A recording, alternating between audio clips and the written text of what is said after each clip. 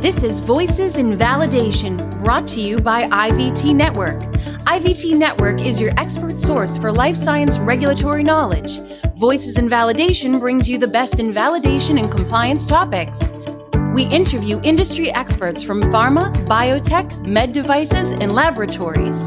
Here is the host of Voices in Validation, Stacey. Thank you, Ed. And I am so happy to be here this morning with a brand new Voices in Validation podcast brought to you by IVT Network. And we are going to be talking about supplier oversight and quality control for patient safety in this episode.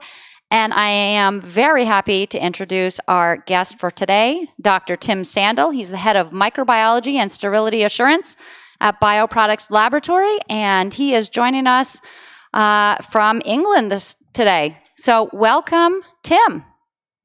Thank you very much, Stacey. Pleased to be with you. It's a pleasure, of course. So we've had a chat offline a little bit about this topic, and I had some questions for you this morning, and I am going to start with the first one if you're ready. Yes, go ahead. Excellent. Thank you. So in this day and age, companies globally, we've seen it, including pharma manufacturers, are trying to be most efficient and very economical, which means they're using fewer employees, holding smaller inventory, less space, reducing time to produce high quality products. And I know that that is having a definite impact on your industry. How do you see this trend impacting patient safety within pharma and especially in laboratory? Okay. I was thinking about this. I think there's some positives and there's some negatives, and that there's a bit of a balance between them. But certainly from the positives, probably the key driver here is with process analytical technology and about real-time monitoring of production processes, where you can gain more data, get greater insights, and use that information to make ongoing quality decisions. So perhaps from like a microbiological perspective, then there's online analysis, say to assess water systems for microbial bioburden and also for levels of endotoxin, which can alert the user and then stop processes so it can prevent potentially adulterated products from being manufactured. Then there is, from the clean room space, developments with what are called spectrophotometric particle counters. And these are devices that take in a portion of air and then can differentiate between whether those are inert particles or biologic particles. And again, potentially, if they're geared up to, say, aseptic processing, then you can pause a process, deal with a contamination event, and then potentially stop adulterated product from being manufactured. From a chemistry perspective, then there's a number of online instruments around the sort of general spectrophotometry, like Raman spectrophotometry, or with infrared, again, which can assess the quality of materials and, again, sort of halt production processes before things get too far. Then from a wider pharmaceutical manufacturing, then there's a lot of investment going on with predictive analysis as well. Right. So this is trying to look at data and kind of work out what might be happening in the future based on what's happened in the past. So here you can draw on a little bit of artificial intelligence and a little bit of machine learning and just try and use this historical data to prevent bad products from being manufactured. So there's a lot of investment. It's still in the early days going into this whole... I was going to ask, how widespread is that in the industry currently, that this shift to predictive? It's early stages, and the reason is due to the complexities around modelling it, and it's just the sheer amount of historical data that needs to be inputted, but it has great potential. I think we're on a cusp, and in about 5 years, we'll really start seeing that kind of technology take off. Okay. But although there's some positives I've just presented, there are a couple of potential negatives, and this is really with the loss of knowledge to organisations. and potentially with loss of skill sets, because as a lot of this equipment becomes easier to operate, you just sometimes like with the online microbial testing, you just basically plug it in and you get a set of results. And if everything's going well, then it's great. And you may get companies seeking to recruit lower skilled staff, for example, and so on. But the problem arises when something goes wrong, and then it's still having those skilled and experienced employees able to do the interpretation. Sure. And then say, what is the actual risk to the patient? So although there are advantages, what you mustn't do with organizations is lose the knowledge. Agreed. So I'm sure that throughout the industry, they're taking a hard look at that and trying to balance the two. And I think that companies have some control over that, obviously, within their own walls, within their own organizations. But many of them are using a set of suppliers for products and for other services that they may need. So can you speak a little bit about how organizations can minimize safety issues to patients and otherwise, and still maintain very high quality products with managing, in the same time, managing these suppliers to do so and really being able to ensure that what they're getting from their suppliers is high quality and not having a negative impact? Okay. I think, again, this is another sign of the way things are going. There is a move to use a fewer number of suppliers, and that's driven by kind of a mixture of internal efficiencies, and also it's reflective of what's happening in the wider industry. There are a lot more mergers and acquisitions coming. So, 10 years ago, a laboratory manager or a production manager would have a supplier portfolio of perhaps 40 or 50 companies. That's probably now down to about 10. And there's 2 or 3 big players who are providing the bulk of consumables and reagents and so on. And this can help increase efficiencies. One thing is there's often better prices that come out from it. And there's a lot of advantages with ease of ordering. A lot of companies are offering virtual warehouses now, and using, so much ordering's done online through using digital systems. And it also means that manufacturers are required to hold a lot less inventory on site. So a lot of these companies will hold the stock for you and deliver in smaller scales. Often, if you're ordering huge amounts from these companies and it's, getting into tens of thousands or millions of dollars, then they're actually appoint representatives on the site who will also do the stock checks and do the inventory checks and so on. Sure. So there's a number of advantages from that. And the other thing in terms of like continuity of supply and with things like protecting patients and so on is that if there's a risk of stock out, they will be able to find an alternative.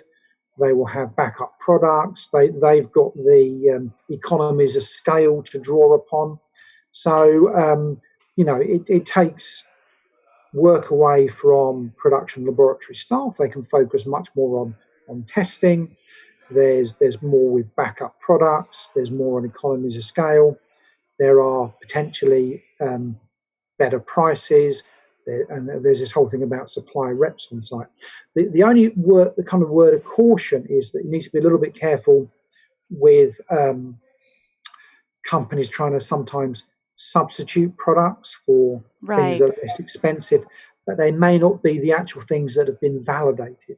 Right. So if you take something very like a laboratory assay, like an endotoxin assay, the plastic consumables that are used with that assay need to be assessed to make sure that they're not causing inhibition or enhancement for an assay, or they are not themselves the source of endotoxin. So what you don't want is a bigger supplier switching out one product for another, and that might then cause an assay to go wrong.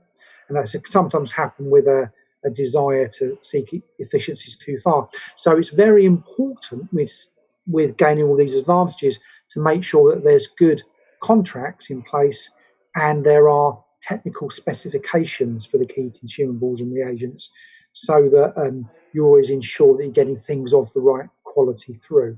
If that's all in place, then there's a lot of advantage to be gleaned from this in terms of not stocking out, getting good materials, and then production staff and scientists having actually more time to get on with the job. The only other issue is that this presents great advantages for medium to large pharmaceutical companies, but it's not so easy for small pharmaceutical companies to take advantage of these kind of savings. Do you, to that point, for the small and emerging pharmaceutical companies, I mean, we've just heard you talk about how the Internet of Things, as you will, has great advantages for the larger players, but how do you see that impacting small, if at all, small and emerging companies? It can be harder. I think it's easier with kind of off-the-shelf items or the kind of things that a number of companies might purchase. So, anything from a particular standard specification of stainless steel pipe work with a particular bore size, or it might be a set of test tubes or something. But if it's something more niche, then they are probably at a disadvantage in being able to get the same economies of scale Sure. that bigger pharma companies can access. Yeah, that definitely makes sense. I mean, I guess they're kind of used to that game because they're in that boat anyway.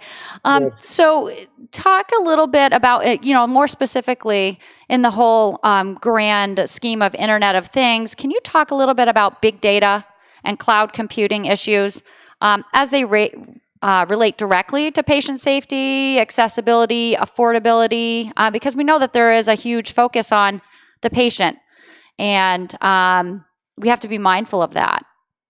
Yeah, and I think a lot of this is, as we spoke about earlier, is just the tip of happening. And I think it's, again, over a 5 to 10 year period that we'll be really seeing the advantages that can come out of some of these digital transformative solutions.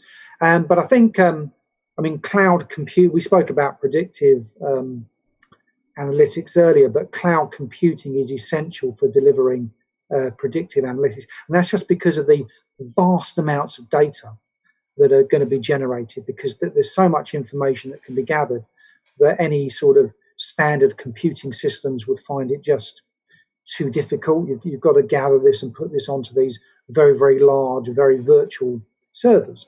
But equally, by putting the data onto those kind of servers, it is far more secure, far more robust, and you're moving away from having local servers that might fail to put in on these large cloud servers that are protected by the bigger tech companies. With big data analytics, then you're gaining all of the advantages from artificial intelligence, and this can be used for things like screening for molecules for new drugs, and that's something which takes, with sort of conventional methods, takes years to do, and there's a great advantage here where artificial intelligence for looking for candidate molecules will knock years off the process, which will eventually start to speed up the whole timescale for bringing a new drug to market. Another great advantage that artificial intelligence can have in this space is this concept of what they call resupposing drugs. So this is looking at medicines that might have been invented 10, 20, 30 years ago to treat one particular disease. And there's now things coming out that those medicines might actually work against other diseases. Okay. And there may even be medicines that have been dropped or in little demand. You can actually then use AI to sort of look at this and cross-reference the active ingredients against other drugs as well. And that also speeds up the whole clinical trial process. So there's huge advantage there about big data. Big data also plays a key role in this concept that's called precision medicine, which I think is the term that's used in the US. In Europe, they tend to use personalized medicine. Right. But again, it's this idea that they're moving away from this kind of mass-produced generic medicines and saying, well, actually, every individual person's body differs slightly in terms of either the genetics or things like the constitution of the human microbiome. So it's about tailoring medicines to suit the individual. And there's been a lot of activity in this space in creating anti-cancer medicines. So it's actually looking at the genetic variations in people and saying, okay, we know the gene profile, how can we tweak this generic drug to make it more likely to work in an individual patient? And then with the human microbiome space, where everybody's, the microbial population of the gut differs, and there's lots of evidence now that the way most medicines are going to be effective or not effective is what happens when they're ingested. And again, it's about making small adjustments based on people's individual profiles. And again, to make that happen quickly, then artificial intelligence and big data and analytics are key to kind of delivering those things as well. It sounds like it's so exciting to think of the possibilities, right? Yeah. Especially for when we're talking about personalized medicine. But the speed at which it's occurring, do you feel like that's going to have negative effects on either patients or production? I'm just anticipating a possibility where we move too fast. We try to move too fast. There are risks with this, and that's why I think that there's still lots of checks and balances in place through the whole clinical trial process. And although like US FDA have now issued a lot of things about encouraging manufacturers to look into these technologies and look into those kind of things, it's about filtering down very quickly. But once you've kind of reached whatever you believe to be the target molecules or whatever the active ingredient is going to be, the clinical trial checks and balances are still in place. So I still think there's that level of patient protection that ever was there is still in place. Okay.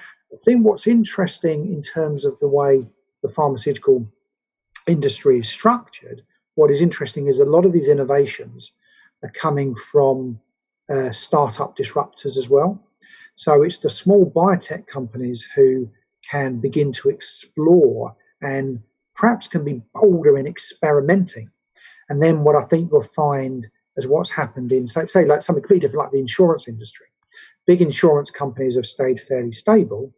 It's small startup insurance companies that have done the innovative work, and then the big insurance companies are then purchasing those startups. And I think we're going to see the same in the pharma space. I think it'd be the biotech companies that take the gambles, do the work, right. It's those startups, and then big pharma will then purchase those and then start buying their technology and then incorporating into it. And I think that's a model that's kind of happening across a number of industries at the moment. That makes sense. I mean, you have to have the test facilities, I guess, and the companies who can take a chance. Big pharma, I don't think, has the same ability to take the chances that smaller companies do.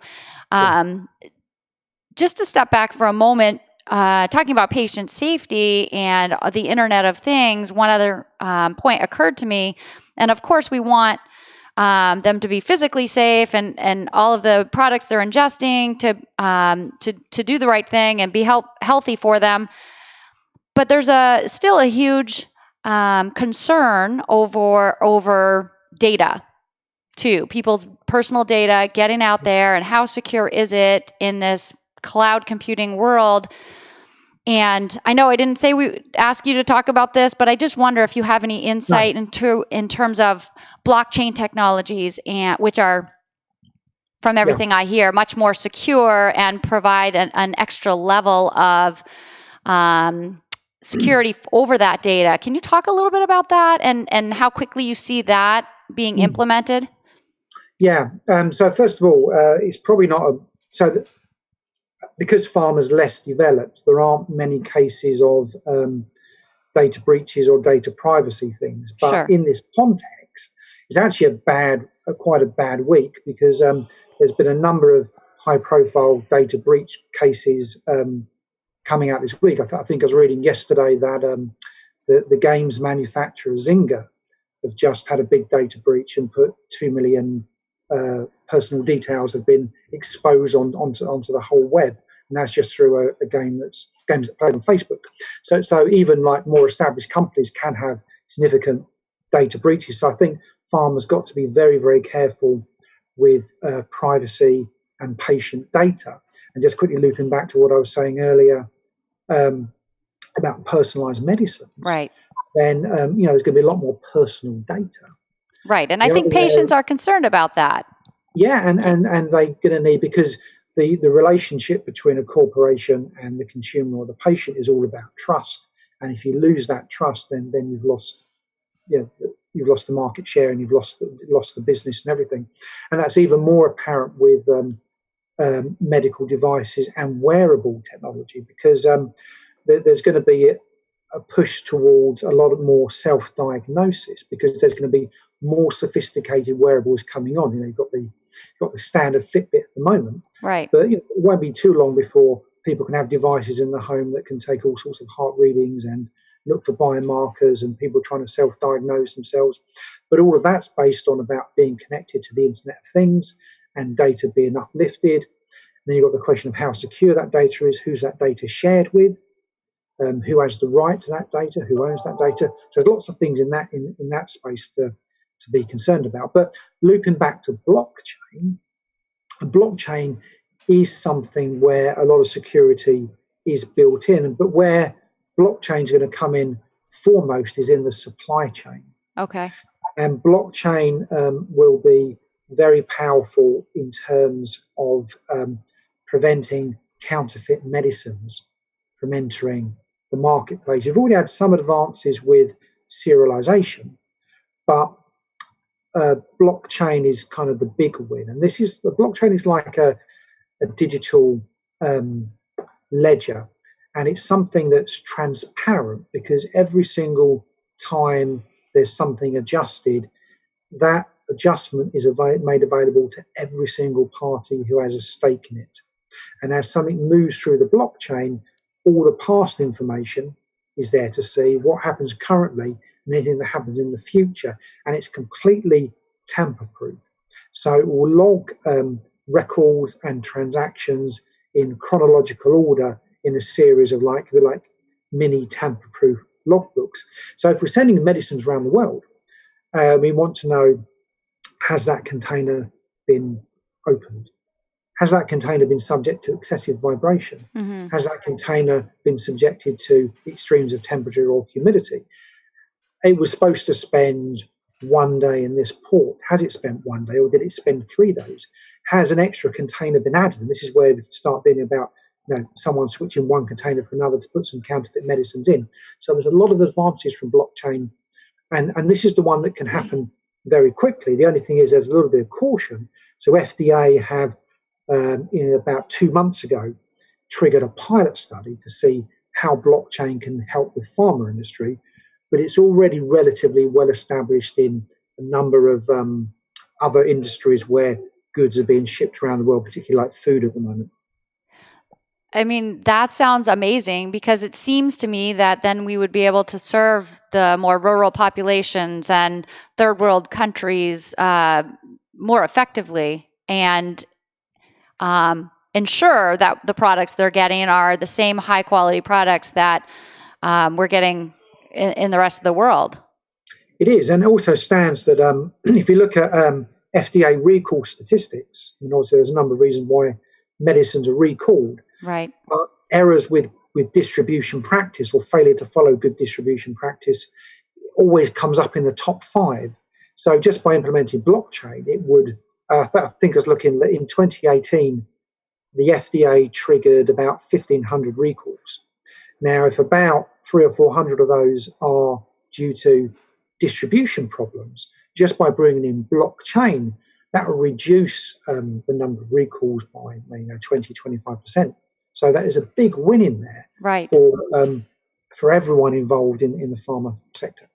It sounds so, and it all seems very exciting to me, and I'm sure to you, being in the industry. Yep. We've talked a lot of today, obviously, about a lot of digital advances and how AI and Internet of Things is impacting the industry. So from your perspective, what do you see as the next major shift in supply chain migration? Because we talked about moving faster. We also know we need to be smarter at analyzing and leveraging the data. So what do you see coming down the pike for us the next 3, 5, 10 years? Well, yeah, we mentioned blockchain, which is the biggie, but I think also we're going to have things like digital data exchanges. So these will be things between manufacturers and suppliers, which will, so you can have this like development of like big data analytics within companies, but this will be about sharing and collaborating data between companies done in sort of secure ways. So this could be like, this will give greater insights into things like raw material variability. So, manufacturers will be able to pass data back to their suppliers to ensure that they get better quality materials coming in. I also think, you'd be able to build some of that technology into seeking process improvements in terms of manufacturing. I also think that, we also mentioned about serialization, which is about the traceability of medicines through supply chains. That's going to become increasingly digital, increasingly electronic. That's also going to generate more and more data. Before blockchain kicks off, you're going to get a lot more of the radio frequency identification tags being placed within shipments, and they'll be able to record real-time data relating to what temperature was this held at, and has it been subject to excessive vibration, and so on. So I think traceability through the supply chain is going to become a lot more secure, and digital data exchange is going to become a lot more secure. Another thing that's really picking up, which is quite exciting, is this concept of digital twins. Yes. And this is where you have a piece of complex equipment, and then you create a virtual representation, a digital representation of that equipment that can be accessed either through virtual reality or augmented reality. So, excuse me, now the piece of equipment that breaks down, it could be possible for an engineer 1,000 miles away to put on an AI headset and then to guide the company through what they need to do, or for that engineer to explore how that's working. And that is going to really speed up processing, root cause analysis, addressing risks. And that could be something that's in transition or something based in the manufacturing facility. And that's, a number of firms are now beginning to use that technology. So that's very real and very happening. So it sounds like a futuristic solution to some of the things we've talked about today, but you're saying it's really just happening now. And is it becoming, do you see that being used more widespread in the next year, 2 years? I think so. I think digital twins will be very quick. I think a lot of the Internet of Things about collecting data, connecting data, building up big pictures, the thing I mentioned about artificial intelligence for drug screening, they're all happening now. Blockchain is probably the next phase. The personalized medicine stuff probably also a little bit later. But we are at this point in time in 2019 on the cusp of a full-blown digital transformation of pharmaceuticals and healthcare. And it's a really exciting time. Pharma's always a little bit behind other sectors. So we can probably look to banking and finance, insurance and food and see what's happening there. And we're drawing upon those technologies. So it really is an exciting time. It sounds very exciting. And there's a lot more changes to come, I'm sure. And I can't wait to hear in a follow-up conversation, what you see happening in real time. And I know we are short on time today, and I promised you I'd keep you to just about 30 minutes. So I appreciate the time you've taken with us today. And I want to let our listeners know that Dr. Sandle has many articles that he has written for IVT Network that are available on our website. And we'll have links in the show notes to those. And so I want to thank you for being with us today, but also thank you for contributing to us for years and years, Dr. Sandle. It's been a pleasure to speak with you this morning.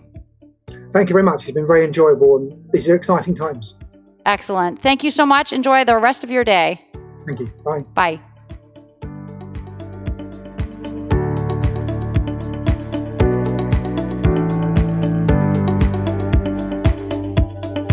The The views and opinions expressed by the hosts, guests, or callers of this program do not necessarily reflect the opinions of the Studio 21 Podcast Cafe, the United Podcast Network, its partners, or affiliates.